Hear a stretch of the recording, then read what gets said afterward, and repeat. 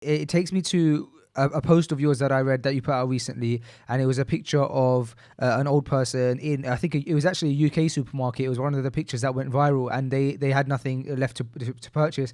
Obviously, within our religion, there's this huge element of looking after your community and not being selfish, not hoarding, so that you're affecting others. Why did that touch such a nerve with you?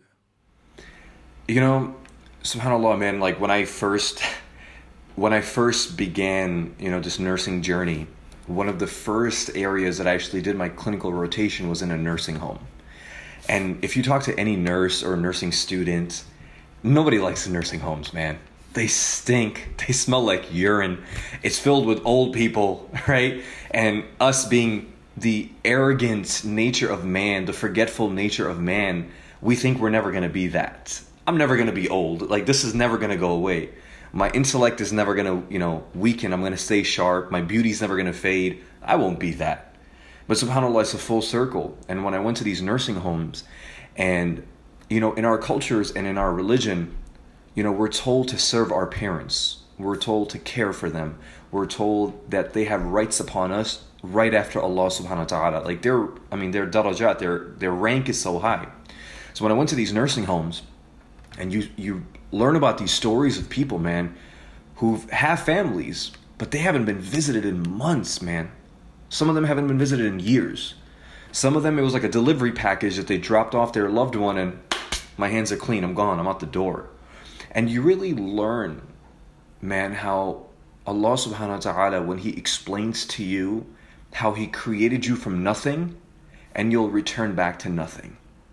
When I created you from a clot, when you were absolutely nothing. I mean, right? Surah Insan. And Allah is saying literally, I created you when you were something unrecognizable. When people didn't even know who you were, man. You were a clot, right? You were literally sperm. And then I fashioned you into this thing, and I gave you intellect. And now you return back to a state of being a child. So you learn humility, and you understand, man, like, wow, this is why Allah explains to us, like, this time is going to come upon you. So when you have that in the back of your mind, and you walk through the store, and you have that empathy where you think, man, it could be my ummi, my abu, right? My mom and dad. My parents are in their 60s now.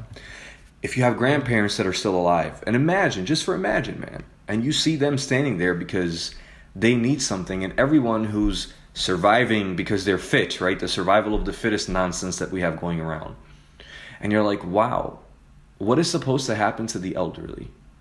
And then you start thinking, the reason that it struck a chord, because of two hadith of the Prophet ﷺ, man, and you really have to think about them.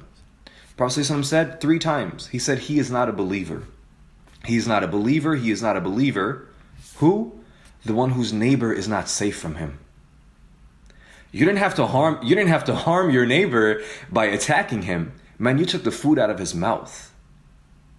You took the necessities of life away from him so you could feed yourself. You've harmed your neighbor, right? You have unintentionally or intentionally or unknowingly and subconsciously, you've harmed your neighbor. You've taken from him to make yourself better when you could have shared. Number 1. Number 2, and this is something that, Imam Suhaib Webb and many of the other scholars, they have these hadiths circulating because it's very true. And this is the time to reflect on this stuff.